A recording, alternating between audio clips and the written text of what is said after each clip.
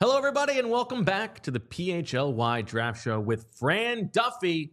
I'm Bo Wolf, and we're here to talk about the Combine. You're getting ready to go to Indianapolis, Fran. How excited are you? You're home away from home. My home away from home. I love going to the Combine. I love Indianapolis. You give me guff about because I'm always of the belief like they never should move it from Indianapolis, and you've you can't possibly move it from Indianapolis where it's like 8 degrees every time we go. Like, give me a break. It's just cold. Yeah, no, it's I think it's the perfect city for it. I love going to Indy every year. It's great. I mean, there are other cities where I think it would be equally easy. The idea that they would send it to LA where it's like expansive and that everybody's not able to congregate the same way. But there are other places where that could happen. Yeah, but you know what? I feel even stronger in my feeling about this after this year's Shrine Bowl when Jerry Jones moved practices because he wanted a tennis event to happen in the Star. So practices got moved out of the Star and got moved to North Texas University, and everybody had to drive 45 minutes out of their way. Not to say that he would do it to the Combine, but nothing would be able to keep an owner from that, and not necessarily just Jerry, but any owner from saying, you know what? Like, I know I said you guys could have this facility, but no, we're okay. We're going to actually move. If you could only go to the Combine or the Senior Bowl the rest of your life, which would you choose?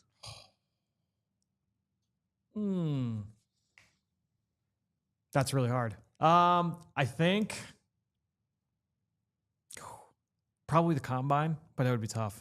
Probably the Combine, just because the access to the players that you get in Indianapolis. You get the full player pool. Yes, you get access to everybody. Now, I'm not going to be the one jumping in the middle of Shedeur Sanders' press conference, with 50 other people there, but being able to talk with 100, 150 players over the course of 4 days, that's something I can't replicate in Mobile. Okay. Well, we will talk a little bit more about your process next week on the PHLY Draft Show with Fran Duffy. Also, make sure that if you are a Duff head, a draft head, we got the Diehard Draft Guide available on all city sites if you are a diehard. But go to allphly.com, download that bad boy. Living, breathing document over. What number are we at now? That over like 170 prospects on there? We are at 169 prospects right now. Oh, nice. So there you go. Very nice. That's a good guess on your part. You're damn right it was. For today's show, Fran, we're going to do a little Combine preview. Yep. 5 positions that we have identified as of interest for the Eagles. Right. And now this is different from like their short-term needs. This is the places where they need to bring some people into the pipeline. And we're going to start on offense at tight end, where the Eagles have a decision to make this offseason about Dallas Goedert. I think this is a position where if they're going to add some kind of juice on offense, this is the place that it would come.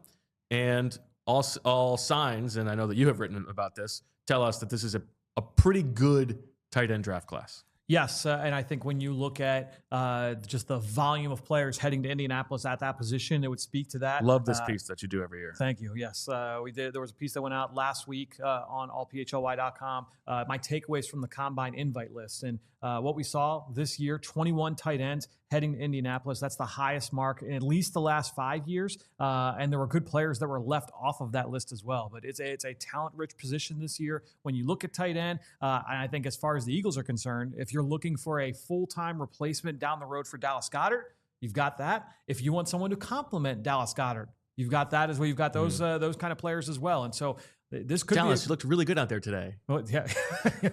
It's pretty good. But I think no matter what the Eagles are looking for, this could be a draft where you come away with 2 tight ends just because the one guy could serve one role and someone could serve something different. Okay, so we have 3 different buckets that we want to use for the previews for each of these positions. At the top, I want you to sort of identify someone who is going to be talked about as, man, they blew it out of the Combine, the super tester. Yep.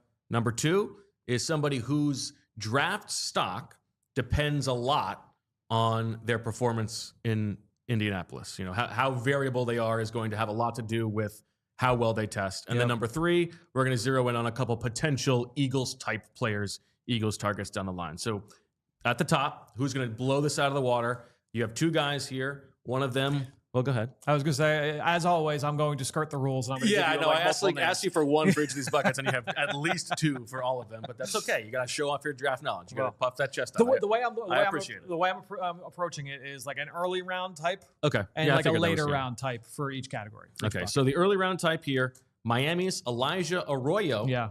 6'4", 251, had 590 yards receiving this season and 7 touchdowns.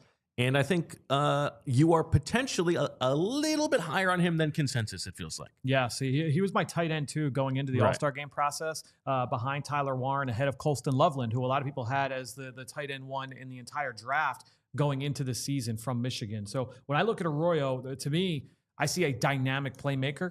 This is a guy that can be moved around the formation, outstanding with the ball in his hands, but also really, really good down the field, a vertical seam stretcher. So this is a guy that has that dynamic quality at the position that can be really hard to find. He's not a bad blocker either. He's not going to be what Dallas Goedert is, at the point of attack. But, in terms of, can he be more than what Zach Ertz was? I think so. I think he can give you a little bit more there, and that dynamic playmaking tips it over the top. We have talked about this, you and I, before, but I do want to bring it up again. The idea of like evaluating tight ends as blockers coming into the draft, to me, it's like, do they give effort or not? Yes, because 1,000%. It seems like a thing that's very coachable. And I think actually Dallas Goedert is a great example of this. Outstanding. Not that good of a blocker coming out of college. Became one of the best blockers in the NFL, right? Yep. I remember talking with Justin Peele about that, the Eagles tight ends coach at the time, when the Eagles selected Goddard, and it was you had to kind of search for ththose clips. He wasn't asked to be a blocker all that often. He was their number one receiver for South Dakota State, but when he was asked, you saw good effort. The technique was could get a little bit better, but you knew he was going to get bigger. The effort was there, so you felt good. Especially the other thing you look for too. What do they like with the ball in their hands? Are they tough and physical? If that 1-2 is there and if that toughness is there, they have the size, then that's easy to project forward. That's a good tip. The other guy, the later round guy who you think is going to blow it out of the water on the combine, Texas Tech's Jaylin Conyers, an Arizona State transfer. Yeah, this is a guy that stood out to me the first day of practice at the Shrine Bowl. I hadn't gotten a chance to study him yet to that point, but this is a guy that's extremely fluid. He's got the ability to get on top of linebackers and safeties, really good at the catch point as well, really soft hands. But I think that he's a player, when you get into day 3, I think that he's a guy that's going to test well and look good in a lot of these athletic testing drills. So that would be a name just to kind of file away there for the third day of the draft. All right, let's go to that second bucket, the players who have a little bit of draft variability depending on their performance. And you mentioned him earlier, probably the consensus number 2 tight end in the draft by most people right now. He's number 3 for you, and that's Michigan's Colston Loveland, 6'5", 245. Yeah, and the reason why I put him on there is that I think that I feel really good that Arroyo is going to blow the testing out of the water. Okay.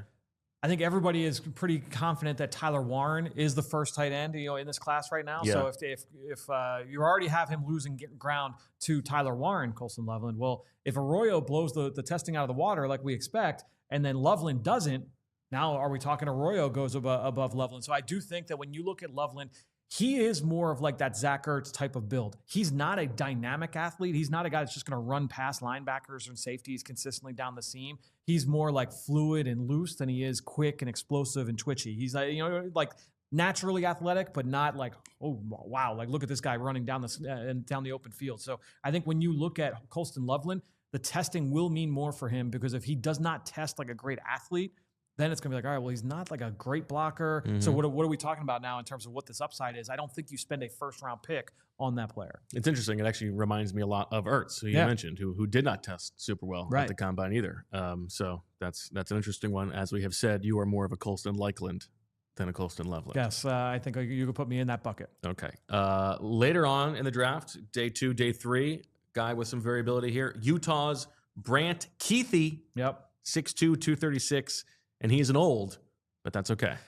So one thing in my sheet that I put down for all these players, because this is a growing document. I copy and paste my same sheet from year to year. I put down, when did I first hear about this player? The first time I heard about Brant Kuithe was a podcast. When they discovered Utah? Well, it was a conversation I had with our friend Dane Brugler on a previous podcast that he and I used to host together. Okay. In July of 2020. Like several iterations ago, yeah. July 2020. So off the 2019 season, I was talking about Brant Kuithe. He's a 7th-year senior. Wow. He will be 25 years old. He's had a host of season-ending injuries. That said, when I've done Brant Kuithe, I see a guy that would be like a day 2 talent, but this was a bunch of injuries ago. Yeah. So now the medical is obviously going to be big for Brant Kuithe, but the other thing too is if he goes to the combine and tests really well, reminds everyone, oh yeah, this guy's got a lot of talent. I remember when he was coming out, the kid that the Bills took in the first round a couple years ago, Dalton Kincaid. Dalton Kincaid. It was like, oh, who's better? Is it Kincaid or is it Kuithe? Kuithe got hurt. He was the number one receiver in that offense before he got hurt. And then that's when Kincaid kind of elevated and then became a first-round pick. And so you look at Kuithe, if he tests well, that can remind everybody what that talent looks like. It is a little bit trite and it is oversaid, but like the most important thing at the combine beyond the testing is the medicals, right? For everybody in the league to get that stuff. We won't see that, but in terms of what actually matters to their draft stock, that does matter the most. But that's not fun to talk about. No, but it is going to be very big for Kuithe in terms of what that long-term viability looks like from a durability standpoint. All right, now 2 players at tight end who you think could be real potential Eagles targets. And I think for this, we're talking probably second and third round. Although, do you think that Arroyo would make sense at 32? Potentially, yeah. I mean, there are times, I'm going through an exercise right now, which you can check out on the PHLY Sports YouTube page. It should be coming up pretty soon. Will be an Eagles-only mock draft. I'm going to do 3 rounds. And I mean, that's SEO bait, baby. That thing's going to go bonkers. Well, the thing that I did, though, was, all right, I went to a mock draft simulator. I don't want to give free pub to a specific simulator, but the way I did it was I'm going to run through 3 or 4 different iterations. Who's a guy that was consistently available? Right. To make sure it's not just like a one-off, I'm going to pluck this guy. It's probably going to go top 20 at 32. Arroyo was there every time, and I did think about making him the pick. I didn't end up making him the pick, but I do think you can make the argument. I think when you look at his playmaking dimension, that would be a huge boost to this offense. That said, the guy I wanted to go with here for this conversation was Mason Taylor, the junior from LSU. Comes from great stock. His dad, Jason Taylor, Hall of Famer. His uncle is on the other side is Zach Thomas, another Hall of Famer. So I think when you look at Mason Taylor, the bloodlines are great. He's got pretty good size. He can offer value as a pass catcher and as a blocker. So I think when you look at guys that can be that combo tight end, Taylor's one of the better options in this class. Not as dynamic as Arroyo, not as dominant at the point of attack as others, but he does enough in both areas to make you feel good about him being a starter. Thinking back, don't you think it was kind of weird, like how much interest there was in Jason Taylor marrying Zach Thomas's sister? That's what it was, right? Yeah. No, I think it was the opposite. It was the opposite? Yeah. Zach Thomas married Jason Taylor's sister? So, yes. Okay. I'm pretty sure. Whatever it was, it's just like it was a little bit salacious. I don't know. Yeah. But a little bit creepy, I feel like, the amount of attention that got. Ahead of its time, really, some would say. That's right. Yeah. You also have Georgia Tech's Jackson Hawes. Yes. A Yale transfer. Who had 16 catches for just 195 yards this year, but a guy who you think has some upside. Yeah, and honestly, like probably the best blocker in this draft at the tight end position, and that's what really gives me the most juice for him as a potential Eagle, is that if you were to take him, he would be a guy that maybe he's not an ideal 3-down player, but when the Eagles go 12 personnel, like we've talked about some of the issues they've had, making sure that they get a good quality blocker at tight end. Hawes, instant impact in that package. You're thinking he and Grant Calcaterra pair with each other well if you're trying to have like a lesser level at the position. And so if you view it, maybe you do get Mason Taylor in the second round. Let's say you take Mason Taylor, you take Elijah Arroyo, whoever that is in the second round, and that's like your starter.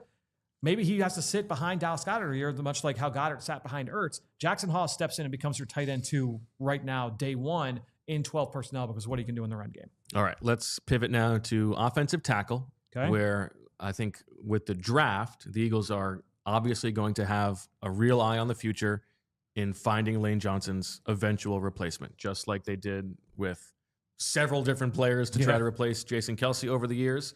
I think the Eagles entered the draft last year thinking they might be able to find that player. Obviously, it turned out very well. Instead, they got Quinyon Mitchell and Cooper DeJean, and then they signed Mekhi Becton. Worked out well. Now, while they still may be interested in an interior offensive lineman at some point in this draft, and I think they probably will, let's focus on tackles for now and guys who could potentially be that Lane Johnson replacement. And we will start for the guys who are going to test well. Yeah. You're calling your shot on Missouri's Armand Membou, your number 2 tackle. My number 2 tackle, and he's like right outside my top 10 right now in terms of players overall. He's not going to be available for the Eagles at 32. Sure. I think when you look at Membou, this is a guy that should have been, actually he was down at the Senior Bowl and then got sick. It was either like a stomach bug or food poisoning the night before. They said, you know what, like rather than try and spread anything to players, you just take the week off. You're okay. And so the Armand Membou from Mizzou, outstanding feet, really fluid athlete. This is a player that, when you look at his movement skills, it's different than most of the other tackles, most of the other big bodies you're going to see. So I think in terms of like overall testing, he should be one of the top athletes at the tackle spot in this draft. I feel like he should show up to the draft wearing a Membou's only jacket. I like that. Let's maybe we could pitch that to his team. Okay. And also he is a guy who you obviously saw go up against a ton of quality pass rushers, and he handled himself very well. That was one of my notes. You go through and you look at the opponents on that schedule. He gave up no sacks this year, and again, that's per PFF, but gave up no sacks. But then when you look at who he had to go up against this year, I have that actually. It's in the up on the draft guide, which you can go on all PHLY.com. They're going up against Texas A&M. They faced Boston College this year.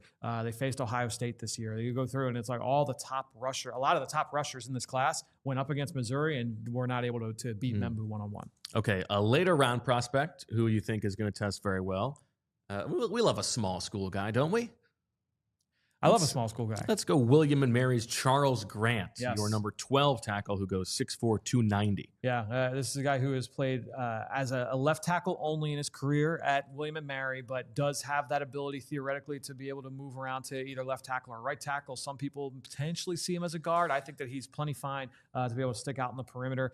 Really athletic. He's still a little bit raw. Would have loved to see him down in Mobile at the Senior Bowl and decided not to go. But I think when you look at Charles Grant, his movement skills, his abilities in space, he's one of those guys like when there's a screen or like a perimeter sweep play, you're just sitting there waiting, watching the film like, all right, what's he going to do? He's one of those guys who's a great weapon on the move. We know that can be a fun tool in the toolbox for Jeff Stoutland in this scheme. That's very easy to imagine what he would look like here. In Frame to bulk up a little bit? I think so. He came in at back last spring when scouts measured him, just over 6'4", 290 pounds, but 35 and 5/8 inch arms is ridiculous length, especially for that height. So he's one of those guys who's really short but extremely long, and so that's why I felt good still about his ability to play tackle. If you're short with really short arms, that can be a little troublesome out on the edge. But if you've got that length, the defensive line can't get into your pads. There's a lot to like there. And if you're going to have that length arms, you might as well be a little bit shorter so the quarterback can throw over you. That's a good point too. And in the run game, you got natural leverage. The old Elijah low man wins. Yeah, so I think when you look at Charles Grant, there's a lot to like there. He's raw, and there's a lot of red in the sky. When you go to my notes on allphlY.com, there's a lot of red there. So there's things that he needs to clean up, but athletically, tools wise, there's a lot to like. Now, as you are in the arms race for draft write-ups on these players, do you have a holster of raw as? Like he's as raw as? Because I know there are some competitors who who like to puff out their chest on the raw. Yeah. I let those things. Guy. I let those things come to me. Okay. I don't have this big arsenal of those things in the holster. Good. Yeah. Make it more organic. Yeah, exactly. Okay. Let's talk about the guys who have that variability. Now that second bucket, who they could really rise their stock or plummet based on their testing. And if you have been following your write-ups throughout the spring on these draft prospects, Fran, we know that you are a little bit lower than consensus on Texas's Kelvin Banks, who's a big, strong, powerful man at 6'5", 324. Why do you think that he has this variability here? I'm going to be honest. Like, he's a guy that there are some analysts in the industry that have him as that we're mocking him in the top 5, in the top 10. I have not. I've watched Banks on 3 separate occasions just because he's one where I'm like, all right, it's a Friday in October. Right. Man, like I'm just really low on these guys. People are still mocking him this high. Like maybe I had a bad lunch. Let me go back and watch a game, and I just don't see it. I think he's a nice player, but not a guy that I would say is that high. To me, he is one where when you look at the inconsistent tape, he's a good athlete on film. He's really fast out of his stance. He needs to back that up with a really strong combine. Now he was dinged up towards the end of the year. How much did that impact the training process? Could he say, I'm going to wait till my pro day? That's the thing that we don't have news on this as we're recording right now. But when you look at Kelvin Banks, he is someone that would benefit greatly from a really good testing profile from Indianapolis. All right. And then the other one, maybe tell me a little bit more medical based, and that is Ohio State's Josh Simmons, 6'5", 310. Yeah, he will not be taking part in athletic testing drills. I believe it's a torn patellar from him in practice mid-season there for Ohio State at left tackle. He was playing his best football, transfer from San Diego State where he was a right tackle. So he's got experience on both sides. To me, watching him early on this season when he was healthy, he had maybe the best tackle tape of anybody that I was watching in the fall. Then he gets hurt. And when he got hurt, the Ohio State offense really kind of went into a tailspin as they were trying to figure that out, who was going to take over for him at left tackle. Eventually, they slid the All-American guard Donovan Jackson out to left tackle, and he did a great job there in his stead. But when you look at Simmons, it's all going to be about what does that medical look like? What does the timeline look like here for you moving forward? If he's going to be healthy by camp, if he's going to be on the field, then that will, I would imagine he's going to be a top 20 pick when it's all said and done. All right, let's then talk about the specific Eagles potential targets. Yeah, I went all over the place here. That's okay. We start with a teammate of Kelvin Banks' at Texas, Cameron Williams, another big fella, 6'5", 335. Yeah, I mean, he since we started, I might have just used this joke when we talked about this at the Super Bowl, but I said I think he just got flagged again. He drew a ton of penalties this year for Texas, but just a one-year starter. Only had one career start entering this year. It was a right tackle only, but he's got a left tackle build. 6'5", 335. You love the tools. He's really fast out of his stance. His feet look really strong. But again, he's just technically not there yet. Sounds like a great project for Jeff Stoutland and for this staff to be able to try and develop. So when I look at Cam Williams, he was being talked about mid-season as a first-round pick. Oh, this guy's a sleeper going round one, only a one-year starter. As the season progressed, the play continued to be really volatile. You saw a lot of penalties. You saw sacks given up. He really struggled against some of the best defensive lines that Texas went up against. He struggled in that Georgia game. So I think when you look at Cameron Williams, first round, probably out of the question, I would think at this point. If he tests well, maybe that maybe he can generate some positive buzz there. But I think when you look at Williams, probably more of a day 2 pick, and it would be perfect in an ecosystem like Philadelphia's. And then the other one you have here, Miami's Jalen Rivers, 6'5", 325. So here's one of the things I love about Jalen Rivers. First, the traits are really impressive, really athletic. He flashes good power. He's strong against a bull rush. So from a physical standpoint, it's all there. He also has 5 position flexibility. Did it in the Senior Bowl. We like that. So this is a guy that can play all 5 positions. That's catnip for Jeff Stoutland. So to me, like if you're looking at what he looks like from a trait standpoint, paired with that versatility, I think that he's a day 2 type of Eagles player. Went to the Senior Bowl. We know they love to attack the Senior Bowl in first, second, third round. So I think when you look at Rivers, he's a guy I absolutely would earmark for the Eagles. I wonder if they will be as wedded to that this year since they didn't have the coaching staff there.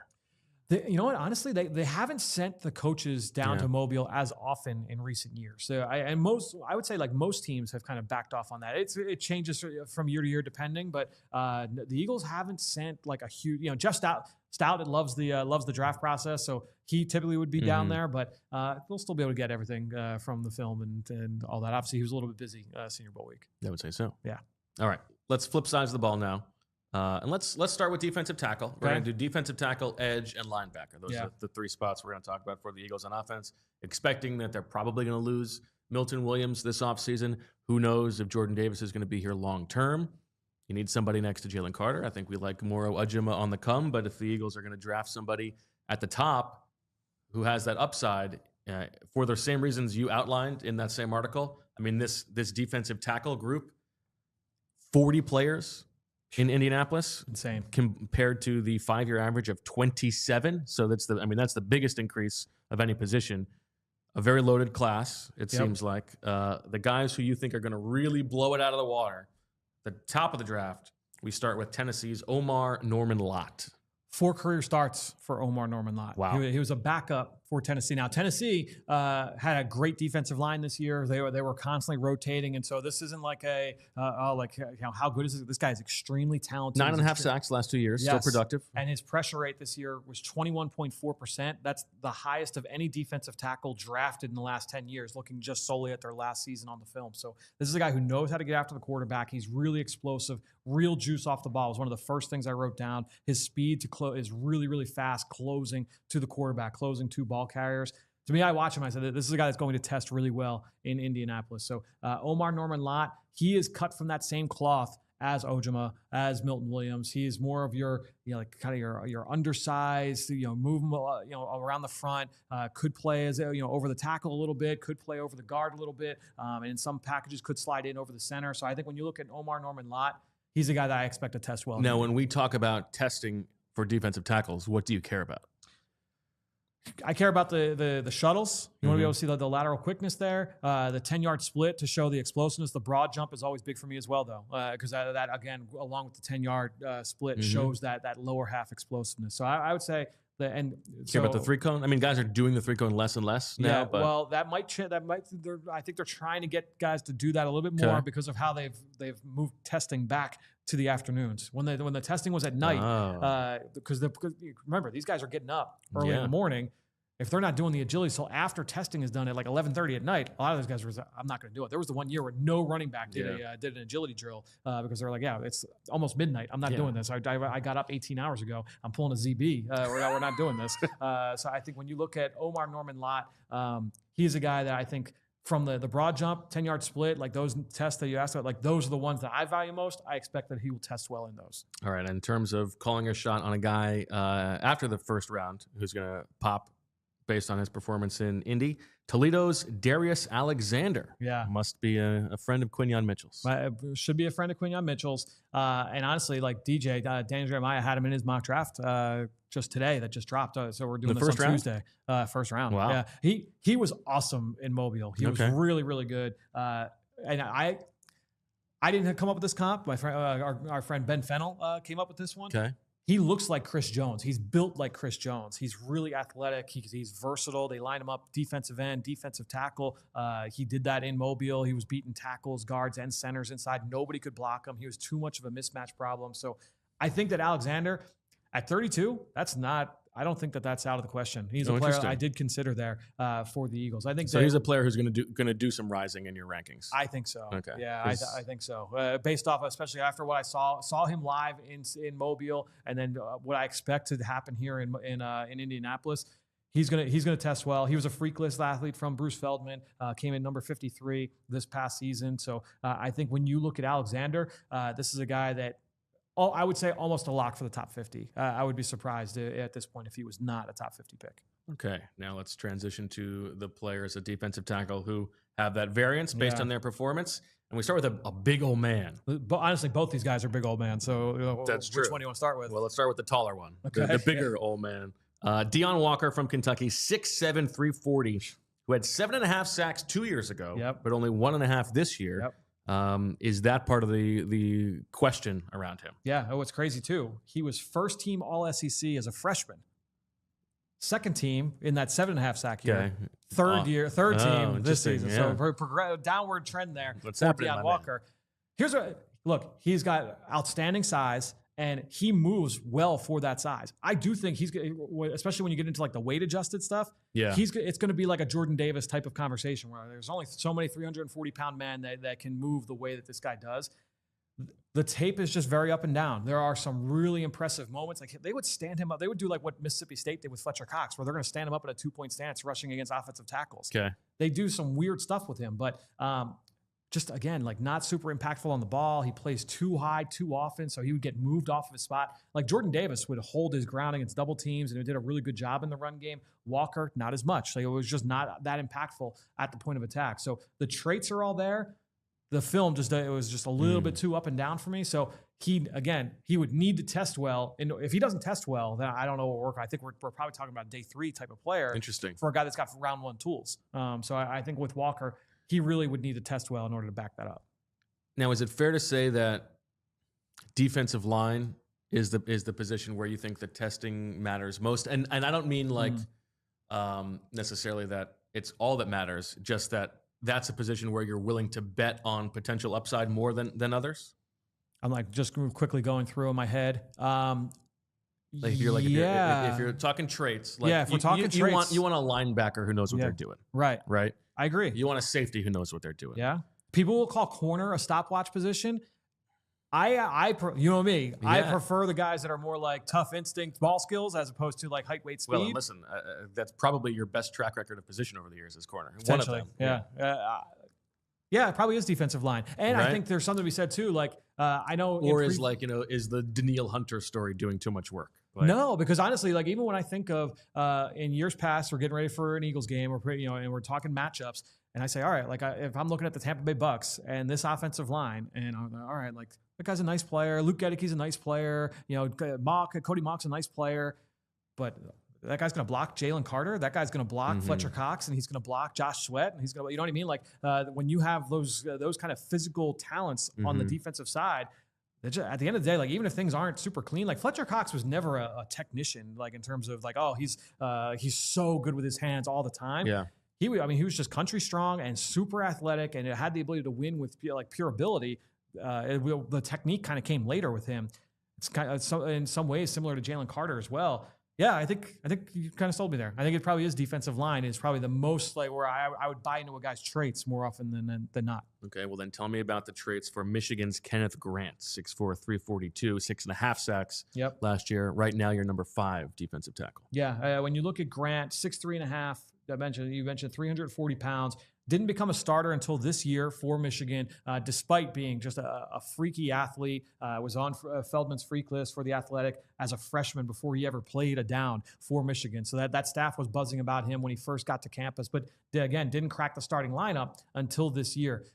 To me, I don't see quite enough from a like pass rush disruption standpoint. I think that he's more, a run stuffing defensive tackle. So I think that kind of caps his draft ceiling. And how are you evaluating him in terms of he's playing next to a potential top 5, top 10 pick and the attention that Mason Graham is getting? What does that mean for Kenneth Grant? I think that's a valid point. And to me too, like, again, Jordan Davis, you had that same conversation.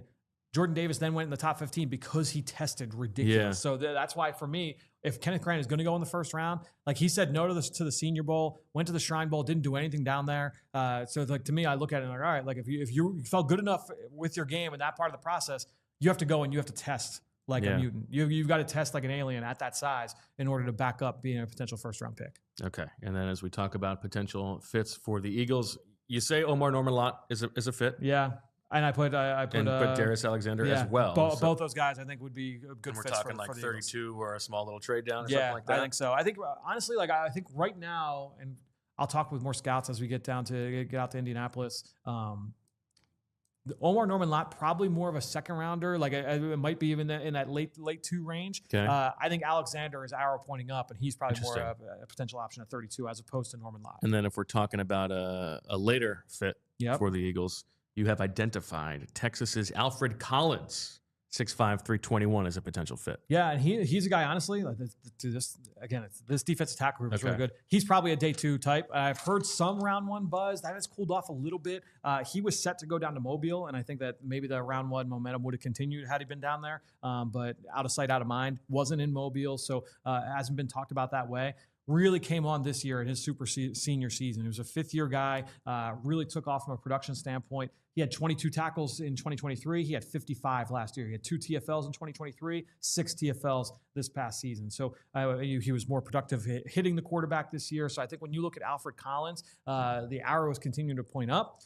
Again, probably more of a day 2 type of player. But when you talk about like his front multiplicity, his ability to play over the guard, he could play over tackle a little bit. So to kind of fill that Milton Williams, Moro Ojima role in this Vic Fangio defense, I think he's got a little bit of that ability to be able to shade between different techniques. All right, let's go out to the edge now, where the Eagles may lose Josh Sweat, potentially Brandon Graham as well.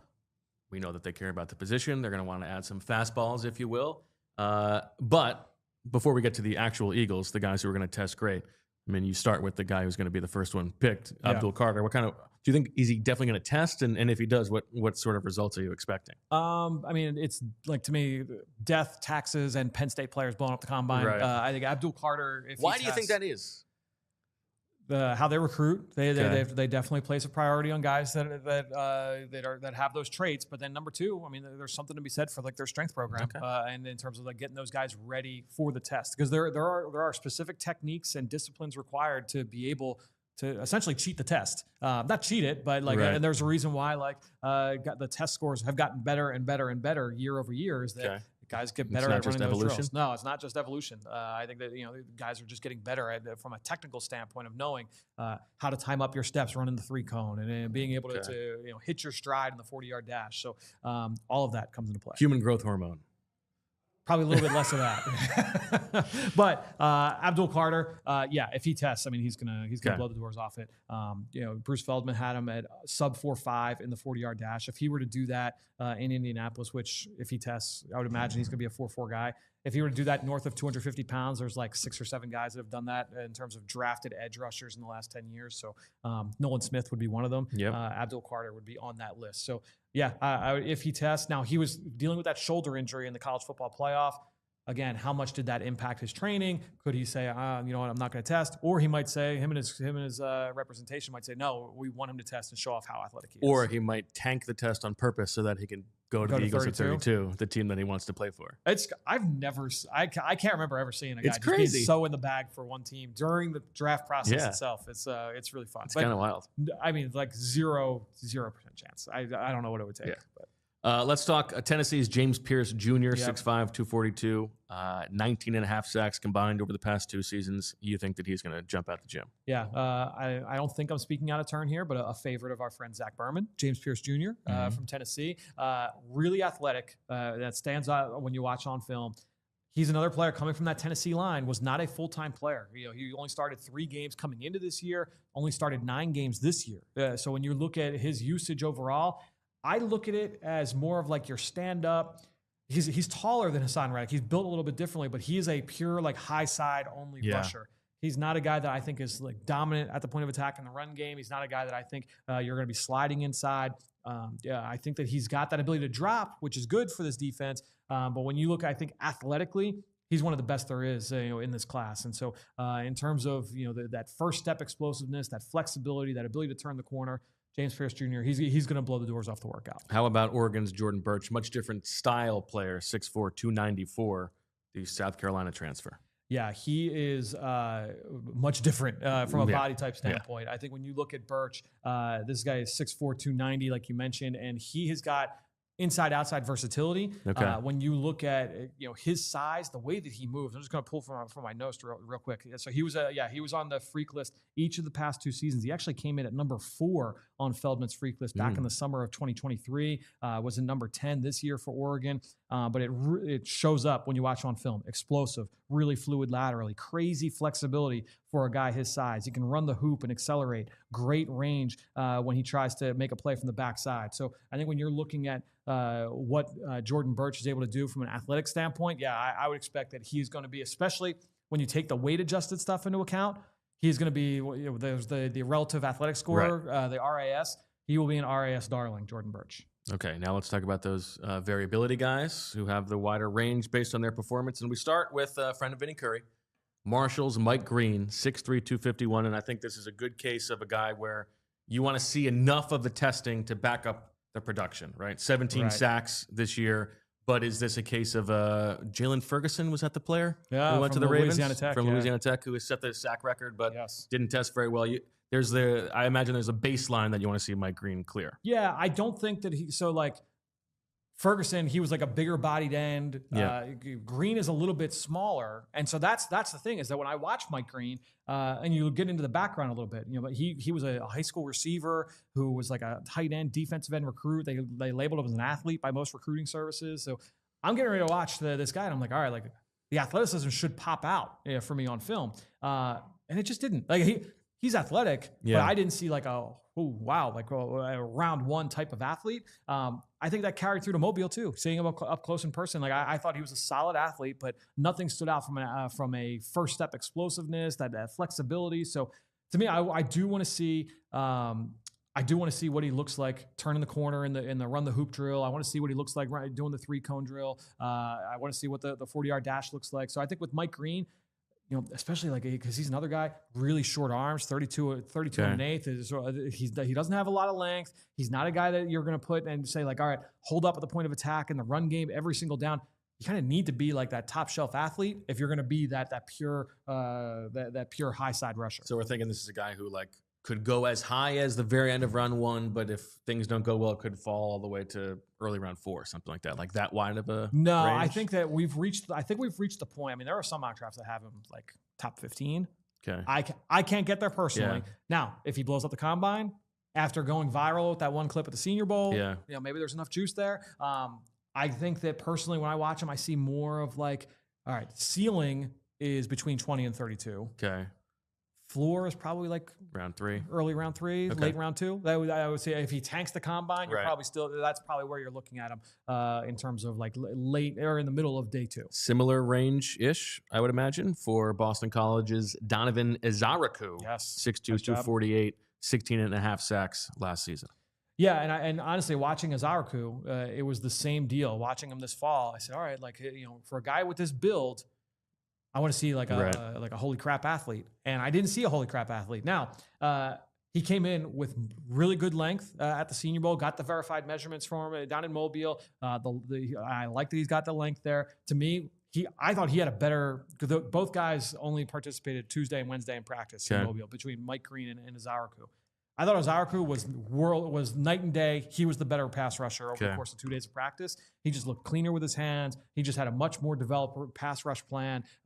Took probably fewer reps overall than Green, but I just thought that Ezeiruaku looked a little bit better overall. So yeah, if he can go to the combine and check the boxes from a testing standpoint, I don't think end of round 1 is out of potential there. I think that you would probably have that upside to go even like the middle of round 1 if he were to go and test really well. All right, our last bucket for the edges, those potential Eagles targets. Now, you want to put Jordan Burch in here. And I think what you said about him being a guy who can play inside and outside, that versatility. Yep. The sort of Milton Williams theory. Correct. That makes sense to me. Yep. The other player you have here, Arkansas's Landon Jackson, 6'5", 273, 13 sacks the last 2 seasons, an LSU transfer. And right now, he's your number 3 edge rusher. Yeah, I think that when you look at Jackson, I was underwhelmed in Mobile at the Senior Bowl. Okay. I was hoping for more from him. He might be moving a little bit down. Yeah, I was hoping for more. His best day was day 3. Outside of that, he kind of got stuck at the top of the rush a little too long. 6'5", 273. The way I'm looking at that edge rushers in the Fangio defense is you've got to do one of 2 things. You either have to have that flexibility to kick inside at times, or you need to have the flexibility to drop and reverse at times. Yeah. I don't think Jackson is the latter, so I think he's got to be the former. And I do think he was used that way at Arkansas. He did kick inside at times. And so to your point, that's what I like about Jordan Burch. And Burch, I think, is more established in doing that. Jackson, the test numbers that are being reported with him, he's another freakless guy, are also very, very impressive and would be really good from a weight-adjusted standpoint. So if he goes and tests really well, I think we're still talking about him between 30 and 45, so right in that range of the where the Eagles are at. But there are some people that are down on him overall. So I'm interested to see just what he looks like from a testing standpoint. But I do think he would make some sense here for Fangio. All right. One more position to go. Okay. Let's talk off-ball linebackers. Who knows what's going to happen to Zach Bond this offseason? We know that Nakobe Dean won't be ready for week 1, so obviously a position the Eagles will be curious about in the draft process. We start, though, with the great testers you're expecting at the position, and you got 2 guys from the same team. Yeah. UCLA's Carson Schweisinger and Kain Medrano. So I'll start with Medrano first. Okay. Former wide receiver in high school. The athleticism shows up as soon as you turn the film on. Really rangy, really fluid, can move in reverse. Just a natural athlete. I would expect that he's going to test really, really well. The other guy is a lot different and one of the best stories in college football this year. Mm-hmm. So when you look at Carson Schweisinger, he ended up being a finalist for the Butkus Award and was a first-team All-Big Ten, was an All-American. Former walk-on, didn't become a starter until this year. So this is a guy that is basically and he didn't become a starter, by the way, until like mid-September. Right. So it was like the 3rd or 4th game. They decided to shuffle things around.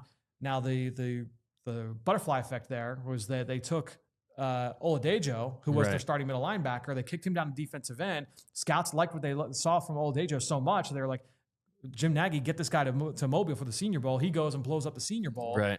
Schweisinger goes in, becomes an All-American. Why wasn't this the lineup from the jump? I don't know. I asked multiple Bruins about this, and all of them kind of took the high road. Right. Were like, yeah, I don't know. And weren't they all saying that Schweisinger was like blowing up practice just nonstop his whole career? Nonstop, all from Jump Street. Right. They were like, yeah, like this guy. And you typically there's a walk-on that comes on, and he looks great as a freshman, and maybe he fizzles out. But they were like, yeah, like year 2, he was doing it. Spring ball in year 3, he was doing it. Training camp in year 3, he was doing it. Get that guy on the field, man. So it took, I think it was the 3rd or 4th game. They were like, all right, let's get this guy on the field. And he ended up finishing with 136 tackles, 9 TFLs, 4 sacks, 2 picks, 3 PBUs, and a forced fumble. So when you look at Schweisinger, really fluid athlete. There are times where you watch a player, I'll say like Cam Scatterbo. the running back from Arizona State. Who every fan base wants Cam Skattebo in the 4th round. You watch him, and I could see why this guy was a 0-star recruit. You just see all right, that's my question is, if this guy's this productive and you're expecting him to test out of the water, why was he a walk-on? But that's the thing is usually I'll watch a guy that was a former walk-on and say, I see why this guy was a walk-on. I couldn't tell you. I mean, look, he went to Westlake Village High School in Moore Park, California. I don't know, Chip Kelly and that staff, they found something there, and they were able to get him into campus with UCLA. And he was a high school receiver and linebacker. Maybe there was just I couldn't tell you why he wasn't recruited more heavy. But when you look at Schlesinger, the athleticism is there, the speed to make plays, sideline to sideline was there. He can get a little bit stronger, but I would expect him to do well in the testing.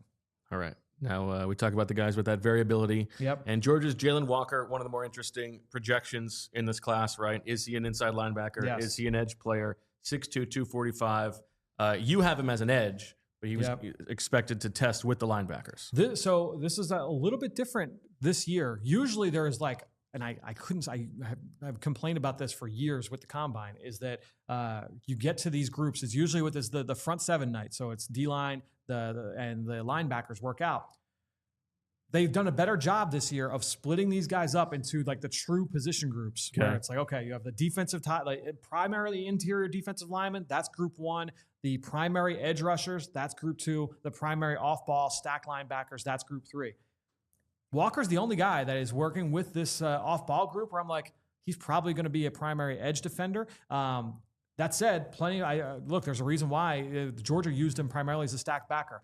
When I did him in the fall for the first time, I studied him as an off-ball guy, and I was underwhelmed. I was I just don't know. I think he's probably more of a Sam backer. And I wrote down Derek Barnes, who was a 3rd-round pick of the Lions a few years ago out of Purdue. I did put Dante Hightower in there. He was a 2nd-round pick out of Alabama going to the New England Patriots.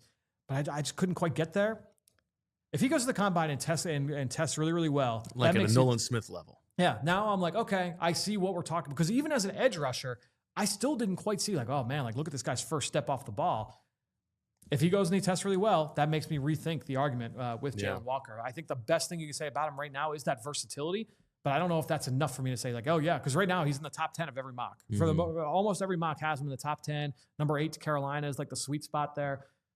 I just don't know if I can buy into that at this point. So the combine would make me rethink that. Okay. The other player with that wide range, Ole Miss's Chris Paul Jr. Yes. And he's one Go where, Deeks. Well, I think when you look at Chris Paul Jr., this is a guy who started his career at Arkansas, transferred to Ole Miss, and this past year was really good for the Rebels and for Lane Kiffin. Now, he checked in at the Shrine Bowl at 224 pounds.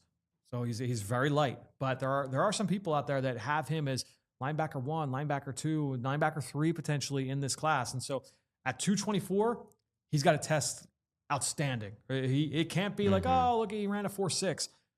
He's got to go and be in the 4.4s, low 4.5s. All the testing's got to be outstanding at 224 pounds to say okay, he's one of the best linebackers in the class. If he's going to test that well, then he's got to match it. Okay. Now we'll close with the potential Eagles fits. Okay. A couple guys who you're thinking maybe second day 2, right? So let me ask you this question, because I was struggling with this.